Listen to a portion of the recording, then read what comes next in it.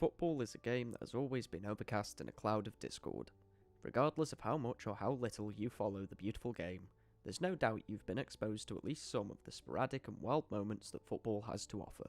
Maybe it was when a 17-year-old Cesc Fabregas threw a slice of pizza at Sir Alex Ferguson. Maybe it was when Kevin Keegan had a complete mental breakdown at the tail end of the 1995-96 season. Or maybe it was something a little more recent, like Tahiti advancing to the second round of OFC World Cup qualifying without having played a game because of a COVID outbreak in the Vanuatu national squad that was only detected 3 hours before kick-off. Or my personal favourite story of Neil Warnock bringing a bum bag full of pre-printed pictures of himself to Middlesbrough's pre-season matches to hand out to the fans.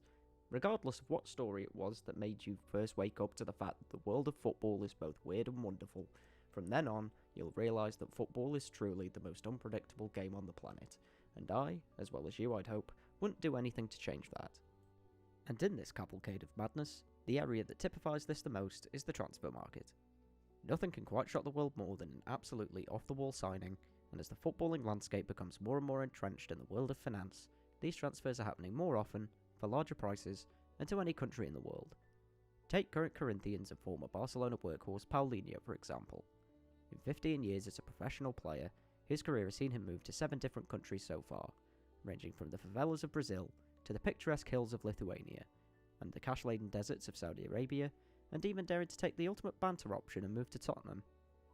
And all this comes without even mentioning his 2 trips to China, where he is employed to pass and flick the ball past confused communists, while picking up a fat paycheck in the process. No one in their right mind would have seen that rap sheet coming for the 17-year-old from Sao Paulo, and rightfully so. That is to say, however, that if there are any budding young Brazilian footballers watching this video, don't let my words dissuade you from making your dream move to one of the Baltic states to pursue a career in sport, but I will warn you in advance, there isn't a high chance of finding much South American cuisine in any of the former Soviet republics. Much like this tangent, the possibilities of destinations in a footballer's career are endless. However, after enjoying this badness for long enough, I wanted to focus on the players in football who have broken the mould and instead have led careers with a perfect synchronicity. A career that begins and ends at the same destination, while the middle of the path remains a perfect reflection. As you've gathered from the title of the video already, I wanted to create an all-time 11 of players whose career paths are palindromic. For anyone watching who doesn't know what a palindrome is, it simply means a pattern that reads the same backwards as it does forwards. Famous examples being never odd or even, Madam I'm Adam, and a man, a plan, a canal, Panama. In case you're still confused, the word race car is also a palindrome.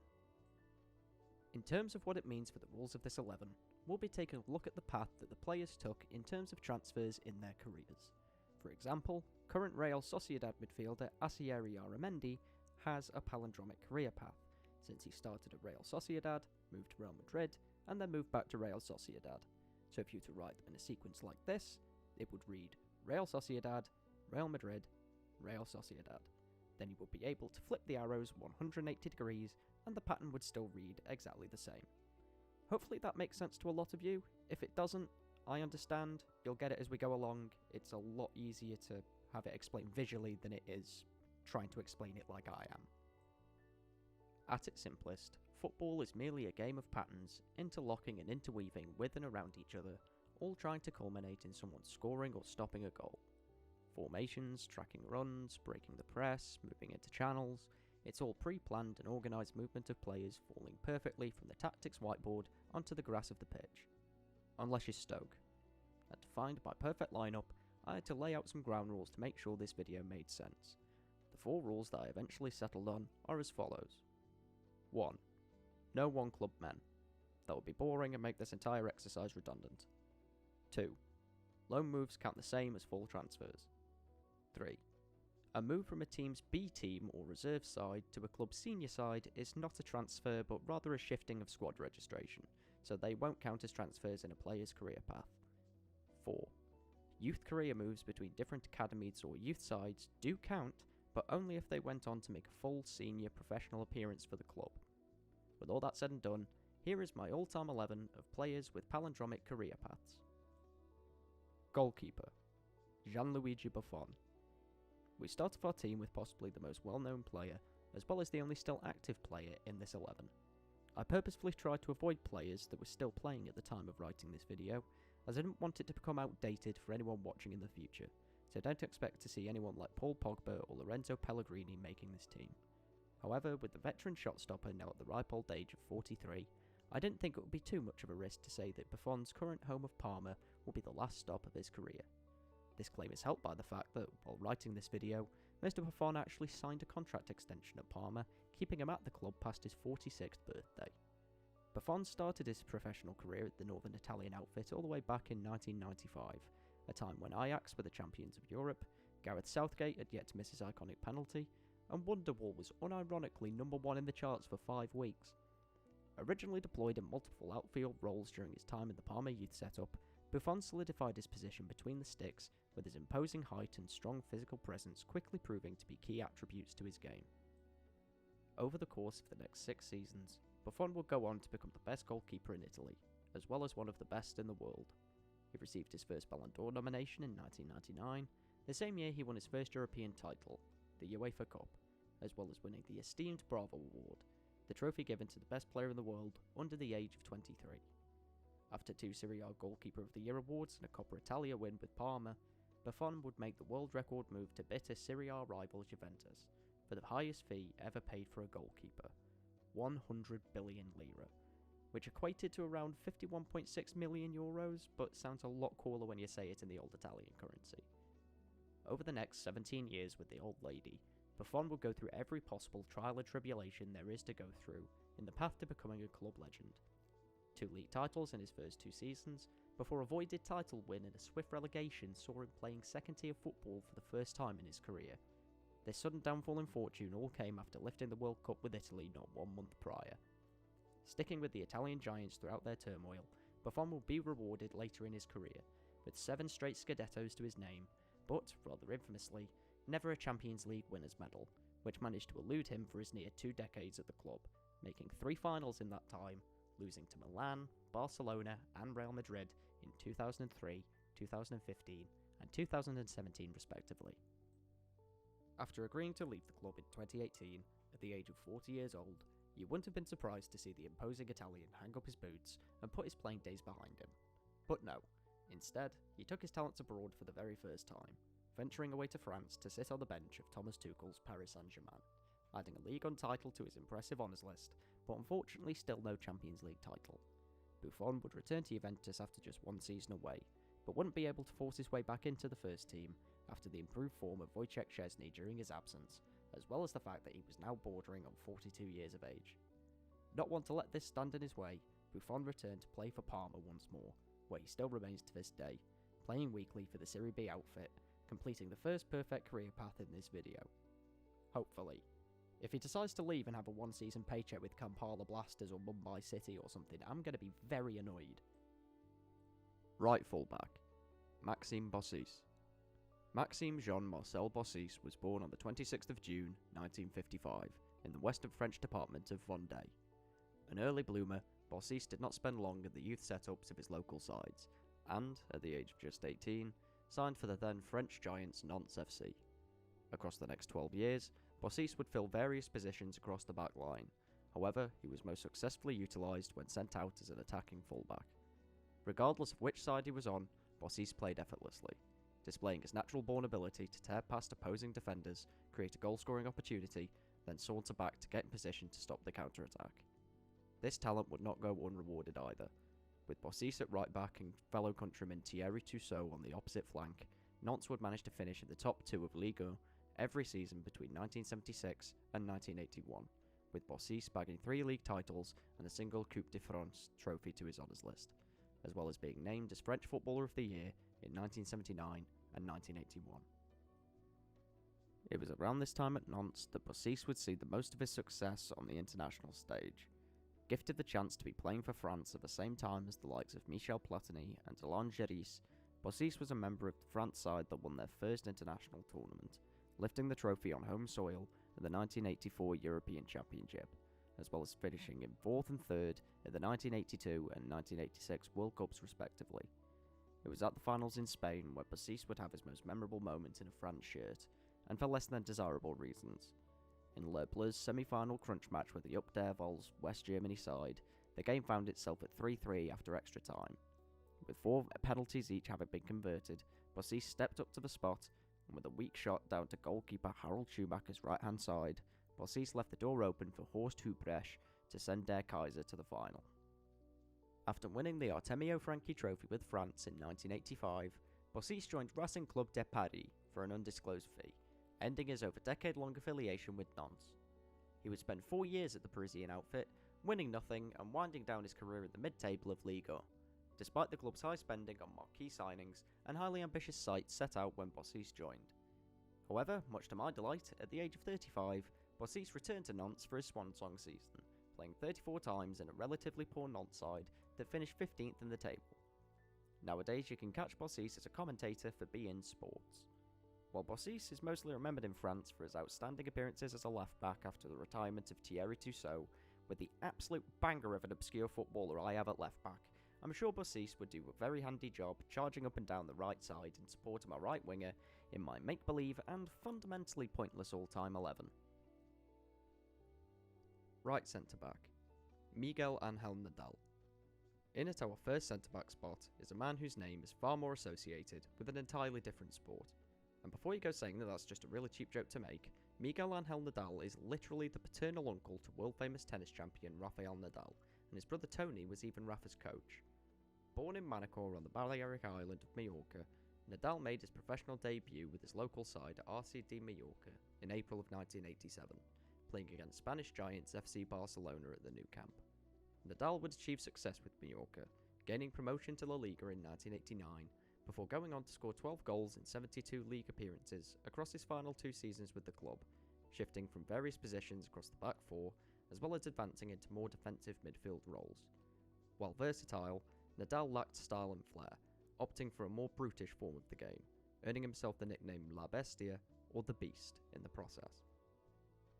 While Nadal became a highly popular figure at the club which he had supported since he was a kid, in 1991, after 4 years of top-class service, Nadal got a move to the team he had made his professional debut against, the Catalan giants of FC Barcelona. This would go on to be the most affluent time in his career, at least as far as winning trophies was concerned, being a part of Johan Cruyff's dream team from the early to mid-90s. He would get the chance to play alongside fellow Spaniards such as Pep Guardiola, Antonio Zubizarreta, and Jose Mari Bacaro, as well as some known foreign imports like Ronald Koeman, Hristo Stoichkov, and Romario. This star-studded Barcelona side would go on to win a plethora of trophies under the guidance of the Dutch mastermind, including 4 La Liga titles, 1 Copa del Rey title, 3 Supercopa de España titles, and a European Cup win to boot. All was well for Nadal under the leadership of one of the greatest minds in the history of the sport, but nothing lasts forever, and while the Spanish hardman enjoyed a successful single season once Crawford left under the eternally lovable Bobby Robson, when Louis van Gaal stepped through the door in 1997, Nadal would find himself restricted to just 2 appearances in his final year at the Camp Nou. Although reports had linked Nadal for 2 seasons with a switch to Alex Ferguson's Manchester United, unfortunately for him, the move never materialised. Not dissuaded by his failed move to England, Nadal joined back up with his boyhood side Mallorca, spending the next 6 years there as a mainstay in their defence as they battled to avoid the drop from the Spanish top division. All battle for Europe. All finished comfortably mid-table. Honestly, there was no consistency to that Mallorca side during that time. He did, however, win his first and only trophy with the club, lifting the 2003 Copa del Rey trophy, as captain, at the tender age of just 37. He retired from playing in 2006, and has since gone on to be the assistant manager of Mallorca under former teammate Michael Laudrup, and even managing them for 1 game after the dismissal of the Dane in late 2011, drawing 2-2 away at Osasuna before himself resigning a week later. It's a shame when you can't leave things on a high, but hey, nobody's perfect. Left centre-back and captain, Ernst Happel. Lining up alongside the immovable object of Miguel Nadal is a defender who is far more well known for his exploits as a manager rather than his successes on the pitch. Ernst Franz Hermann Happel was born on the 29th of November 1925 in Vienna, Austria. His playing career started in the youth setup at SK Rapid Vienna. However, his start in football was marred somewhat by events out of his control. As of 1938, all youth sporting facilities in Vienna at the time had come under the control of the Hitler Jugend. Despite his opposing beliefs seeing him be ostracised from his youth side's gatherings, and his refusal to sing the songs of the Hitler Youth eventually saw him conscripted and dispatched to the Eastern Front in 1943, Happel showed the courage and assuredness that he would need later on once he was back on the pitch. After escaping capture from the Americans in 1945, Happel made his way back to Vienna, and, after sneaking into the Soviet occupation zone, was allowed to go back home once again, under the promise that he would start playing soon for Rapid Vienna once he had returned. And to play for Rapid Vienna he did. Over the next 9 years, Happel formed an impressive partnership with fellow countryman Max Merkel, helping the club achieve 5 Austrian Bundesliga titles during his first stint at the club. His sole time away from the club was spent, quite coincidentally, at a French side that has already been mentioned in this video. If you've been paying attention, you'd know it could only be one of 3 clubs. And, if you guessed Racing Club de Paris, then well done, you've earned yourself 10 points. Spend them wisely. In his 1 year in the French capital, like Bossis, Happel failed to win any trophies. However, he did score 9 goals in his 42 league games for the club, one more than he managed in 12 years and 177 appearances at Rapid Vienna. Returning in 1956, Happel went on to win 1 more Austrian Bundesliga title before hanging up his boots in 1959, aged 34. He was named in Rapid Vienna's Team of the Century in 1999 and is still a club icon to this day. During this 17-year career, Happel played 51 times for the Austrian national side, scoring 5 goals. He featured at 2 World Cups, helping Austria to a 3rd place finish in the 1954 tournament in Switzerland, as well as representing his nation at the 1948 Olympic Games in London. Whilst Happel's managerial accomplishments are what define his career the most, I know almost certainly that a video dedicated to that alone will appear on this channel at some point, so I will leave that aside for now. This does not mean, however, that Ernst Happel's ability on the pitch should be underestimated. A calm and composed man, yet somewhat shy and reserved off the pitch, Happel was known as a loner amongst his teammates. This, in turn, gave him the independence and courage to stand strong in the Rapid and Austria defence, and to do so with a quiet ease. It is for these reasons that I have made Happel the captain of my Fantasy 11, organising the back line with a footballing genius that would go on to influence some of the greatest minds of the modern game. An earned spot for a very weird man. Left fullback, Barang Safari. This is where the obscurity starts to ramp up a little. If you genuinely knew who Barang Safari was before watching this video, then I salute you. If you also knew that he is the footballer, at least as far as my research goes, to have the longest career rap sheet that is perfectly palindromic, then you're just as weird as I am, meaning we're soulmates and are destined to one day become lovers. Barang Safari was born on the 9th of February 1985 in Tehran, Iran. He immigrated with his family to Sweden when he was just 2 years old, settling in a small village before relocating to Lund when he was 5. He would go on to represent the Swedish national side 31 times between 2008 and 2013. Safari's youth career started with his local side Lund SK, but it would be at Sweden's giant Malmö where he would make his professional debut. He made his league and European debut within just a month of each other in mid-2004, becoming a regular in the Malmö side, winning his first Allsvenskan title at the age of just 19. After 4 successful years at the Swedbank Stadion, Safari began his European adventure by moving to the then Swiss champions FC Basel on a 3-year contract for a fee of just over €450,000. Safari would prove to be a consistently useful option at left fullback, playing an impressive 133 games in all competitions during his time at the Swiss outfit, being rewarded with the league title in the 2010-11 season, as well as a League and Cup double in 09-10. After his contract drew to a close, Basel decided not to renew Safari's deal with the club, instead allowing him to leave for Belgian champions Anderlecht on a Bosman. More trophies would follow for the Swedish Iranian wideman. 2 more league winners' medals would find their way into his trophy cabinet, totalling 5 in all. However, his time in Belgium would be a short one. After falling out of favour toward the end of his 2nd season under manager John van den Brom, Safari got his first return move in his career, moving back to Basel for just over €1 million, with Anderlecht selling him back to the club who let him go for free. And, where Barang Safari goes, league titles are won. Basel won the next 3 Swiss Super League seasons in a row, with Safari playing a major part in all of them. Another 3-year contract up with Basel though, and Safari found himself released on a free yet again. So, once again wanting to hear about his loving return in the headlines, he hopped on a plane back to his native Sweden, signing for Malmö halfway through the 2016 Allsvenskan campaign. They overcame a tight title race with Norrköping and AIK, eventually winning the league by 6 points, and making Barang Safari one of the few players to have won 2 league titles in 1 calendar year. As Safari wound down the years, so did his number of appearances, only once making over 20 appearances in a single season again.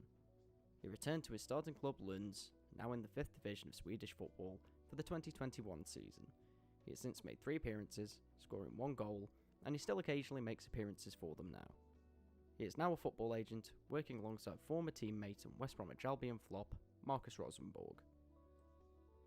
Holding midfield, Serdar Kachoulis. Keeping with the trend of players that you've likely never heard of, sitting in front of my back 4 is former Turkish international Serdar Kachoulis. Born in the metropolitan province of Bursa in the northwest of Turkey on the 23rd of July 1987, Kachoulis started his career with Bursaspor, signing to their youth squad at the age of 13. It would only be 5 years later that he would make his debut for the first team, starting in a TFF First League game against Mardinspor in August of 2005. In his first season as a professional, he helped guide the Green Crocodiles into the Super League, where they would stay until 2019. During this season at Bursaspor, Kachoulis was primarily utilised at right back, due to his aggressive physical style and natural eye for a strong tackle, meaning he didn't move into midfield until later in his career, so he is going to be a little bit of a utility player in this 11. However, considering 4 players in this fictional squad have passed over to whatever afterlife awaits us, I don't think I'm going to have too many sleepless nights over this inclusion. After only 1 season in the first team at Bursaspor, Kachoulis transferred to Turkish giants Besiktas in a deal worth $1 million, as well as the transfer of Sinan Kaloglu and Ese Yagmur in the opposite direction. Then manager John Tigana had announced plans for regeneration of his team for the upcoming Super League season, and Kachoulis was key to this plan. Implemented in the base of midfield, Kachoulis was a regular in the side for the majority of his first season, which would see success in both the Turkish Super Cup, where Besiktas beat reigning league champions Galatasaray 1-0 in a hotly contested final, as well as themselves achieving domestic cup success, beating Kayseri Siyespor in the final. Kayseri Siyespor, for anyone interested, are a team that no longer exists and was once home to former Everton and Real Madrid flop Royston Drenthe. In fact, the signing of Drenthe frequently coincided with the club's downfall from the Turkish leagues, getting relegated 4 times in a row before dissolving in 2019. I'm not saying it's completely Royston Drenthe's fault that Kayseri Siyespor completely collapsed, but that is exactly what I'm saying. The following season would see Kachoulis ruled out for almost the entire season with a calf injury, while his Besiktas teammates would finish 3rd in the league, go out of the Turkish Cup at the quarter-final stage, and probably worst of all, go out of the Champions League at the group stage, recording an 8-0 loss to English side Liverpool at Anfield, the largest single match margin of victory in the group stage in either the Champions League or European Cup format. This record is still yet to be beaten. His final season at Besiktas ended with the league and cup double, albeit slightly tarnished as Kachoulis would see his playing time greatly reduced and used mostly as a substitute for the second half of the season. In 2009, again in a swap deal, Kachoulis transferred to Gaziantepspor. During this period he would make all of his appearances for the Turkish national side, playing 6 times across 7 years. The rest of Serdar Kachoulis' career was blighted by continued injuries, leading him to make only 58 league appearances from 2013 to 2018, with 52 of those being upon his return to Besiktas and only 6 in his final 2 seasons back at Bursaspor. He announced his retirement from football in 2018, aged just 31. He has since been the assistant manager at Kesehir Belediyespor, as well as his first and last club Bursaspor. Serdar Kachoulis' career wasn't exactly groundbreaking, or majorly influential, but what he was a strong, robust figure who loved to tackle and didn't mind doing the dirty work, and had his career not been hampered by injuries from a young age, he might have gone on to play for someone better than he did. But then he couldn't have been in this 11, and frankly, finding 18 players and a manager for this was way harder than I thought it was going to be when I started writing this, and frankly, he has a fairly long career rap sheet for this video, so I'm very happy he didn't. Right central midfield, Anders Svensson. The second Swedish international to make it into the starting 11 after Berang Safari, this time we have a far more recognised talent than his compatriot. Anders Gunnar Svensson was born in Gothenburg on the 17th of July in 1976. He is the all-time record appearance maker for Sweden, garnering a mightily impressive 148 caps over an international career that spanned 3 decades. Over this time, Svensson managed to net 21 times for his country, in which the team lost only once, this being a 2003 friendly loss to Greece, who would go on to win the European Championship the year after. An industrious central midfielder, Svensson was known mostly for his accurate and often long passes, as well as his set-piece and free-kick taking ability. On top of this, he was a leader by example. He captained every side he ever played for, and this shone through on the pitch, with its natural ability to orchestrate the backline behind him so that he could go forward and create chances for those further ahead. This combined to make Svensson one of Sweden's greatest ever playmakers, and if it weren't for the footballing genius and Ernst Happel behind him, he would have been my choice to captain this fantasy 11. You may have noticed by now that I'm talking more about what Anders Svensson was like as a player than I am talking about what he achieved in the game. This is because, outside of 2 Allsvenskan titles, 2 Swedish Cups, and an English FA Cup runners-up medal, that's as far as it goes for his trophy cabinet. However, this isn't really a reflection of how good Anders Svensson was. A tireless workhorse who served Elfsborg from 1994 to 2001, followed by a 4-year stint at Premier League outfit Southampton, before seeing out the rest of his career back in Sweden with the Boras side, Svensson would never give anything less than a 7 out of 10 for his side, constantly trying to create, drive the team forward, and look for openings to punish defenders. Add to all this an absolute hammer of a right foot, you'll find probably one of the most underrated talents of a generation, and had he been playing for a bigger club than Southampton or Elfsborg, or maybe even a bigger national team than that of Sweden throughout the 2000s, he may have become a much more known name throughout the world.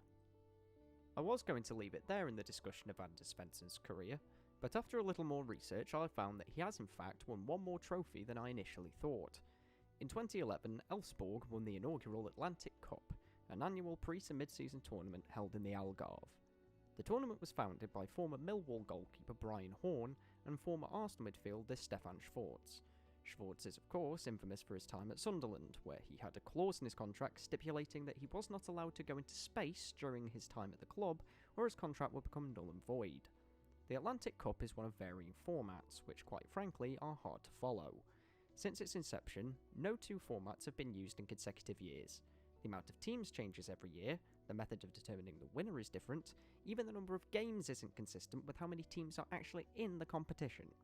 This is not even to mention the variety and scale of the teams featuring at this tournament, ranging from European regulars like Shakhtar Donetsk and Copenhagen, to absolute minnows like Beijing Sinabo Guion and the Brentford B team. And if this rabbit hole didn't have one last pitfall, in this circus of a competition, you'll find that in the last 8 editions, there have only been 3 different runners-up, each of whom lost all of their finals in consecutive years. So, in short, Anders Svensson won a completely pointless trophy that exists for no other reason than to frustrate me. Moving on. Left central midfield. Giancarlo Marocchi. Completing our midfield diamond is one of Italy's most underappreciated 90s talents. Giancarlo Marocchi was born in Imola, a small city in Bologna, on the 4th of July 1965. Coming through the youth system at Bologna, Marocchi immediately caught the eye of newly appointed first-team manager Giancarlo Cadè, and after making his full debut at 17 in a season that would ultimately see Bologna relegated to the 3rd division of Italian football, he would go on to make over 150 league appearances for the northern Italian outfit before turning 23. After an immediate return to Serie B in 1984, it would be in his final season of his first stint with the Rossoblu that Marocchi and his teammates would reach the promised land. After 3 forgetful mid-table finishes, Bologna were promoted to Serie A as champions. This was Marocchi's first silverware, but it wasn't looking like being the last, as his impressive form over the course of the season had seen the big teams in Italy wanting to procure his signature. In the end, Giancarlo left Bologna to join Italian giants Juventus in the summer of 1988 for a fee estimated to be around €2 million. The next 8 seasons would see Marocchi play the best football of his career, playing 128 games in his first 4 years at the club, featuring for a series of different managers. Dino Zoff, Luigi Manfredi and Giovanni Trapattoni all saw Marocchi as an indispensable member of their midfields, even being rewarded with the prestigious number 10 shirt during the 1989-90 season. The club would win a UEFA Cup title as well as a Coppa Italia in this time. However, in his last season as a first-team regular under Marcello Lippi, Marocchi would win a Scudetto Coppa Italia double, the most successful year of his career. His last season at the club would see him drop to the bench for the majority of the campaign, only completing 90 minutes just once, in a 2-1 Champions League group stage loss to Borussia Dortmund, and starting only 1 league game. However, his limited Champions League exploits that season, which did include appearances in the quarter and semi-final stages, helped his Juventus side to European glory, winning the Champions League, completing an all-round successful career with Juventus for Marocchi. After being told he would not have a spot in the Juventus squad going into the 1996-97 season, Marocchi returned to Bologna, where his last 4 years would be unspectacular but worthwhile. European triumph continued as he captained his side to victory in the now defunct Intertoto Cup in 1998, after inheriting the armband from Roberto Baggio, who had left for Inter, gaining entry into the UEFA Cup in the process, the club's first appearance in the competition in almost a decade. The following season, Marocchi led Bologna to a respectable 8th place finish in Serie A, earning another place in the UEFA Cup for consecutive seasons for the first time ever. They would go on a fantastic run to the semi-finals, where they were drawn against Olympique Marseille. Marocchi, now 34 and with over 500 club appearances under his belt, lost his head. After Marseille scored an 87th minute equaliser to advance on away goals, Marocchi was sent off for a crunching tackle, receiving a 4-match suspension and sealing his side to defeat. Giancarlo Marocchi had a successful and fulfilling career, being a consistent performer for almost 2 decades, and earning plaudits from all who saw him play.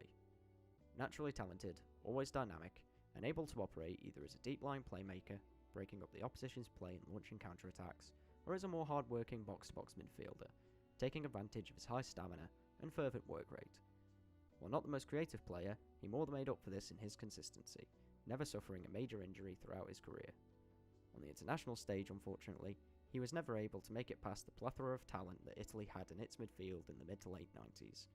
Carlo Ancelotti, Fernando Di Napoli, Nicola Berti and Giuseppe Giannini all commanded places in the side, limiting Marocchi to just 11 appearances, made over 3 years, from 1988 to 1991. In another time, Giancarlo Marocchi would have been the star of an industrious Italian midfield, akin to Jorginho in the current side, but instead, he'll just have to take a spot in my team, which is just as good. He's now a pundit for Sky Sports Italia, after having worked for Bologna as a scout, coach and sporting director. Right wing. Andriy Shevchenko. Andriy Mykolaievich Shevchenko was born in an unpronounceable Ukrainian town on the 29th of September 1976. The greatest Ukrainian footballer of all time, besides possibly his former national team boss Ole Blokhin, Shevchenko is the highest goal scorer in the history of the Ukrainian national team, as well as having the second most caps for his nation, trailing only Anatoly Timoshuk. He started his career at Dynamo Kyiv, the most successful club in Ukrainian football. He made his first appearance for the second team at just 16 years old, and the next season scored 12 goals in 31 games in the Ukrainian second division. Upon moving to the first team in 1994, Shevchenko became the team's talisman, leading them to 5 league titles in a row, as well as 3 league and cup doubles in the process. His success in Eastern Europe didn't go unnoticed, however, with his incredible displays for both Kiev and his national side, earning him a move to Italian giants AC Milan, transferring for a staggering £21.5 million, becoming the most expensive footballer in the world at the time. After 3 trophyless years at Milan, where Shevchenko scored a staggering 80 goals in 132 matches across all competitions, he would be the star of the Milan side that won the Coppa Italia and Champions League double in 2003. While Shevchenko only netted 10 times in 39 appearances that season, his following would be arguably his best ever, converting 29 goals in 45 games across 4 separate competitions, resulting in a UEFA Super Cup win over Porto, as well as helping the Rossoneri to their first league title in 5 years, and their 17th overall. Shevchenko ended the campaign by winning the Paolo Rossi Award for his 24 goals in 32 matches in Serie A, as well as winning the highest individual prize in football, the Ballon d'Or. His final 2 seasons at the San Siro would sadly go trophyless once again. Despite the lack of trophies, Shevchenko would still go on to score 54 goals in 80 games, and by 2006, 4 months from the age of 30, he joined Chelsea in a then British record transfer fee of £30.8 million. The last stop before Shevchenko started his retreat back home would unfortunately be the worst and most remembered period of his career. Despite helping Chelsea to FA and League Cup wins, injuries and supposed off-the-pitch clashes with manager Jose Mourinho limited Shevchenko to just 22 goals in 77 appearances for the West London club. What was supposed to be a marquee signing of one of the best in the world in the prime of his career quickly turned sour, and just 2 years later, he returned on loan to Milan. His return was welcomed by the fans, but once again, it did not go according to plan. 26 appearances, 2 goals. One in a 1-0 away win at Zurich in the UEFA Cup, and the other in a 2-1 Coppa Italia round of 16 loss to Lazio. Needless to say, Milan did not pursue to keep him at the club. Upon his return to Chelsea, now 33 years old and on the decline, freshly appointed manager Luis Felipe Scolari deemed Shevchenko's surplus to requirements. He returned to Dynamo Kiev on a free transfer in 2009, and after finishing second in the league to Shakhtar Donetsk 3 years on the bounce and winning only his solitary Ukrainian Super Cup, Shevchenko retired in order to enter the world of politics, After failing to get elected to the Ukrainian parliament, Shevchenko took charge of the Ukrainian national team, where he led them to a quarter-final finish at the 2021 European Championship. To sum his incredible career up in a few seconds, Andriy Shevchenko was a phenomenal footballer who deserves to be remembered for those 5 absolutely breathtaking seasons at Milan, and his performances as both a deadly striker and a keen winger throughout his career happily puts him a spot on the right-hand side as an inside forward in my 11. Left wing, John Robertson. From one winger who broke multiple transfer and scoring records throughout a trans-European career, we now turn our attention to an unkempt, slightly overweight Scotsman who never left England in his career, scored sparingly, and never commanded an actual transfer fee in his life. However, if you were to ask me which of the two I genuinely think was the better footballer, I would be stuck. John Nielsen Robertson was born in View Park on the 20th of January, 1953. Robertson was once described by legendary manager Brian Clough as, quote, "a very unattractive young man. If one day I felt a bit off colour, I would sit next to him. But give him a ball in a yard of grass, and he was an artist, the Picasso of our game," end quote. As well as stating in his autobiography, quote, "Rarely could there have been a more unlikely looking professional athlete. He was a scruffy, unfit, uninterested waste of time. But something told me he was worth preserving with," end quote. All of this was true. When you compare John Robertson to the more famous and stylish players of his day like Kevin Keegan and George Best, it was like comparing a McDonald's Big Mac to a perfectly cooked prime rib served at the Ritz. However, in terms of pure talent, he was up there with the best. Before I continue, I'll just say now that while Robertson's career is indeed palindromic, Nottingham Forest to Derby County and back to Nottingham Forest, the most impactful and memorable moments of Robertson's career occurred entirely in his first spell at Nottingham Forest, so from here on out, I'll only be talking about what he did in his first 8 years under Brian Clough. After featuring for Scotland at schoolboy and youth levels, Robertson joined Nottingham Forest as a 17-year-old in May of 1970. Originally from Lanarkshire, Scotland, Robertson struggled to break into the first team upon his move south of the border, and by 1975 had only registered 72 league appearances in a Forest shirt across 5 full seasons. These inconsistent starts would see him placed on the transfer list going into the 1975-76 season.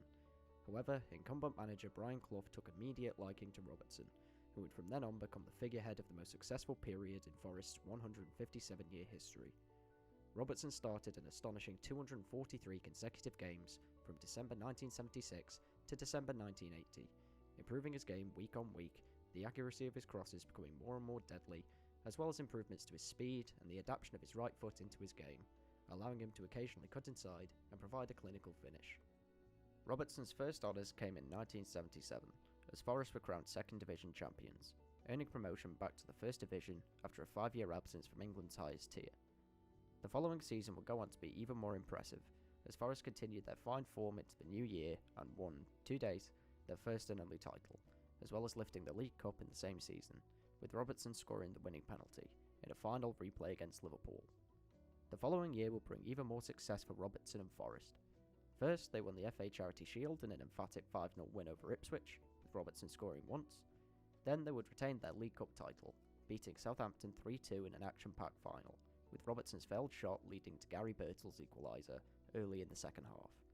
Last but certainly not least was winning the European Cup for the first time.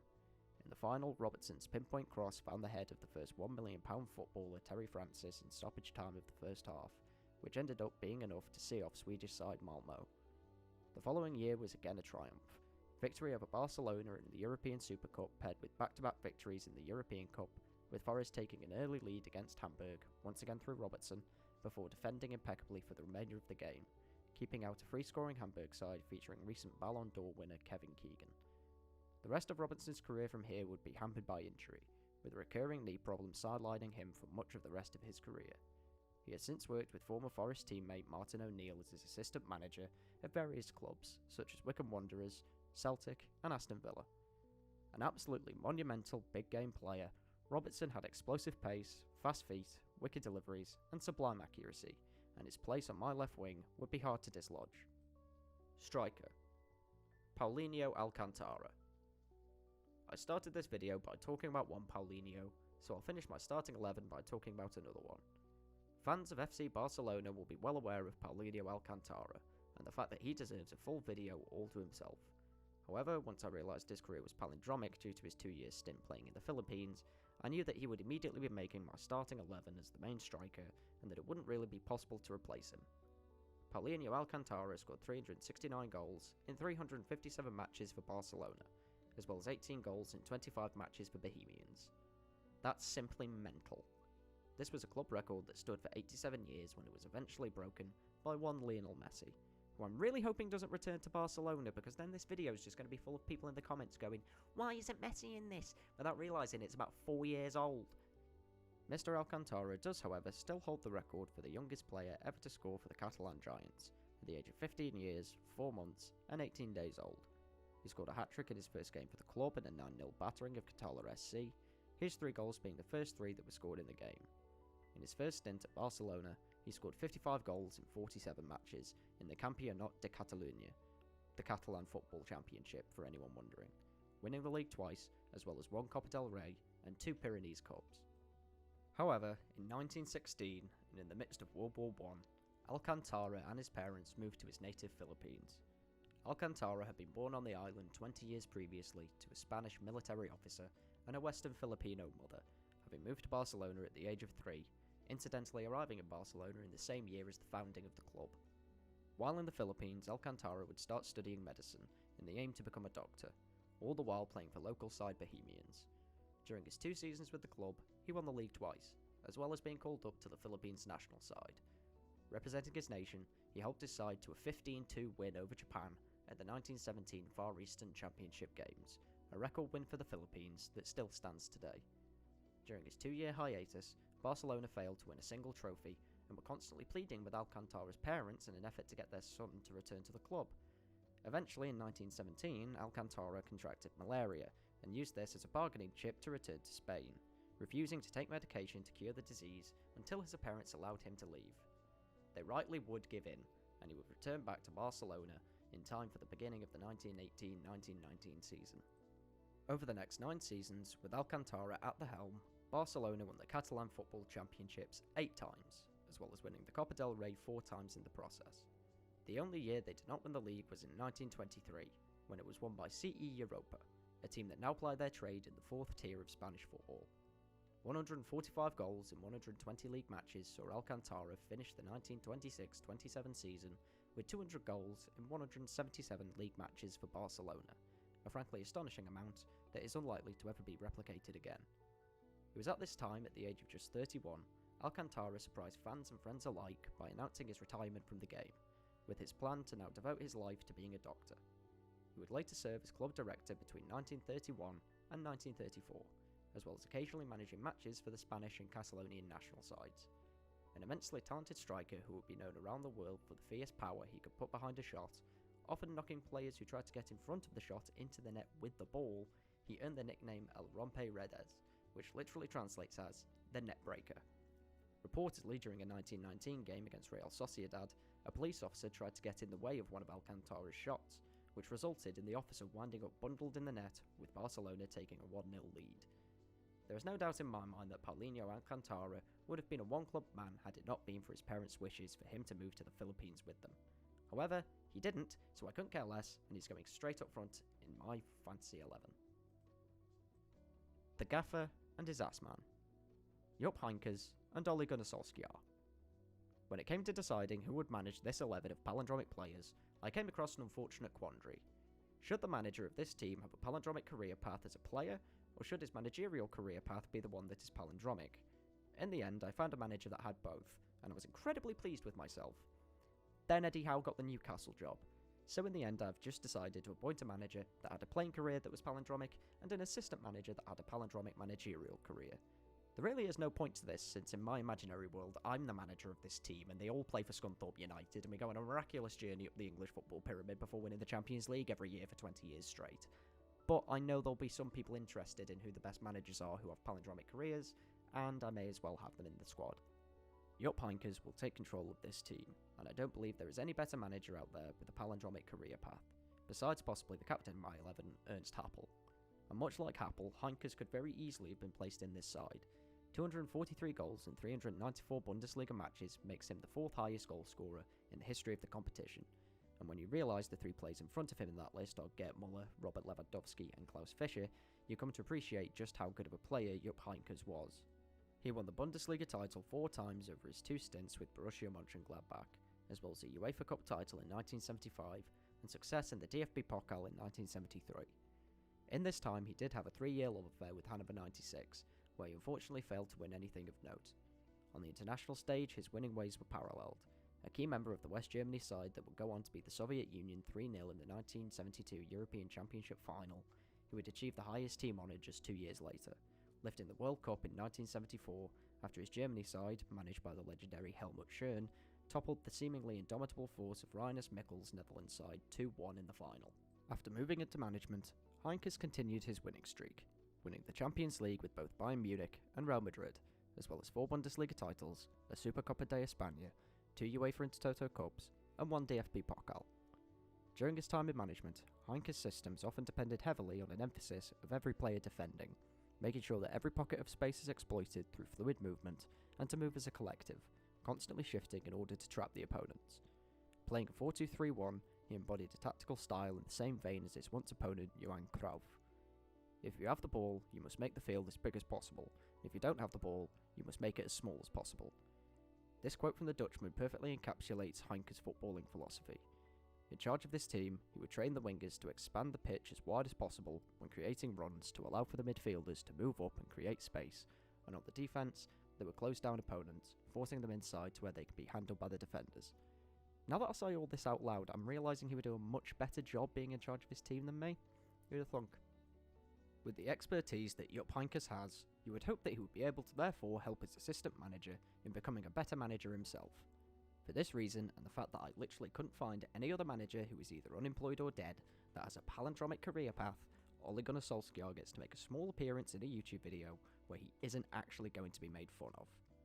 Ole Gunnar Solskjaer started as manager of the Manchester United Academy before taking over at his old playing club Molde. He then returned to England with an ill-fated season at Cardiff City, where he was sacked after just 1 season. He returned to Molde soon after. In 2018 he was appointed caretaker manager of Manchester United before getting the job permanently after a 3-1 win at the Parc des Princes against PSG in the Champions League round of 16. He was sacked in 2021. See, I don't see anything mean about him. I just glossed over him. I'm not going to lie, after 3 years of seeing his face literally everywhere on social media, and his name being spouted by anything and everything to do with football, I really don't want to have to talk about OGS any longer than I have done. And as my Lord and Saviour Neil Colin Warnock once said, "Go and out it way so I don't sit. That can make me feel sick if I look at you." the bench. As a final piece of insurance in case anyone watching this has any problems with the 11 that I've selected, for example if Gianluigi Buffon does play on until 50 and moves club, ruining his career path, or the fact that Lund's SK aren't a professional side anymore and so shouldn't count, then you annoying pedants can simply swap those players out for one of the players on the bench, and you won't need to comment about how ridiculously dumb I am for not doing all my research properly. Since this video is already 5 times longer than any video of this ilk needs to be, I won't be going over the subs in too much depth. If they'd have been more interesting and had better careers, they would have made the starting 11, so it's really their fault, not mine. Our backup goalkeeper will be Porto legend Vitor Baia, who, after a very successful first stint with Porto, which saw him earn the starting spot in the Portuguese national side, landed a move to Spanish side Barcelona. His first season at Barcelona was a successful one, winning the UEFA Cup Winners' Cup, but then suffered multiple knee ligament injuries over the next 2 years, which led to his eventual return to Porto, where he'd stay until he retired. Next is former Liverpool and Denmark hardman Daniel Agger. Starting his career at Brøndby, he earned a move to Liverpool in 2006, where he stayed for 8 years, being a consistent performer for the majority of his time at the club, quickly endearing himself with the fans and becoming a cult hero. After a number of injury troubles, Agger returned to Brøndby for 2 seasons in 2014, before retiring at the age of 32 to become a tattoo artist. Following him is Bundesliga legend Klaus Fichtel. The oldest player ever to play in the Bundesliga, Fichtel also holds the record for the most appearances for Schalke 04 at the top flight, which is still a record at the club. He played his last match at the age of 43 years and 6 months old. A tough, old-school sweeper, Fichtel could very well replace Miguel Angel Nadal in the starting 11, but unfortunately, he didn't win anything in his career, so I basically had nothing to say about him. Next up is former Yugoslavia midfielder and manager Elijah Petkovic. Petkovic was forced to spend the majority of his career in strictly communist Yugoslavia until the age of 28 due to the country's harsh immigration laws, and when he finally did move in 1973, it was to French Minnows Troyes, where he stayed for 3 years before returning to his first club, OFK Beograd. As a manager, he took Serbia and Montenegro to the 2006 World Cup, the last time these two countries would enter a tournament before becoming fully sovereign nations. Since then, Serbia have qualified for 2 World Cups and no European Championships, while Montenegro have failed to reach any major tournaments. Petkovic died in 2020 after a short bout with COVID-19. Alongside him is River Plate hero Leonardo Astrada, the second most decorated player in the club's history, only behind fellow Leonardo Ponzio. Astrada was a creative and industrious midfielder, who also had a brief stint in Brazil with Grêmio. He also appeared for the Argentinian national side 32 times in the 90s, scoring once, including appearances at the 1998 World Cup. After Estrada is Jesus Arellano, a hard-working and pacey winger who won the hearts of Mexican fans as a super sub. Often thrown into games at the last minute by former coach Manuel Lapuente, he would often be the spark that was needed for his Mexico side to turn around games that seemed lost in order to draw, or sometimes even win the game. He played for Monterrey from 1992 until 2011, with only a 3-year stint at Guadalajara interrupting that in the late 90s. And last but not least, we have Fulham, West Brom, Ipswich Town, Newcastle United, England, and frankly all-round legend Sir Bobby Robson. A man known for his loyalty, Bobby Robson is remembered fondly by everyone who knew him, and by those that appreciate the lasting legacy that he left on the game. An extremely potent inside forward in his youth, he later adapted his game to become more of a winger, so regardless of which side you'd need a sub for, Sir Bobby will be able to fit in easily. Final thoughts. And now we've come, at last, to the end of the video. If you've watched this far, then genuinely thank you for sticking the distance. I know this video is far longer than it needed to be, given the subject matter and the utter objectivity of it, but I had fun researching and writing it, and fundamentally I'm making videos for fun and to be able to look back on something and say that I tried my hardest and that I'm proud of what I've made, which is, you know, I'm pretty proud of this.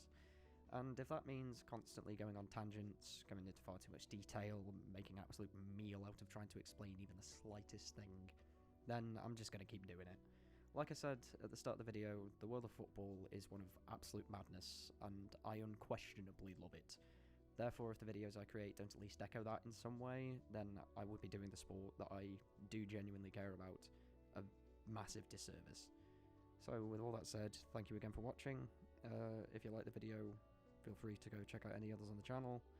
There's only one at the minute, but I am going to try and upload more often than once every 6 months. So if you want to see more whenever they get uploaded, you should subscribe. This channel will never likely be the type to upload content every day, because I want to put as much effort and time into my scripts that I write and the videos I make as possible, in order to ensure that the best quality of entertainment is given to those watching. You know, if you've given me your time, I'll try and make it worth listening to. So, that's everything, I think. So that'll be all from me for now. Take care of yourselves, and if you didn't enjoy today, then enjoy tomorrow.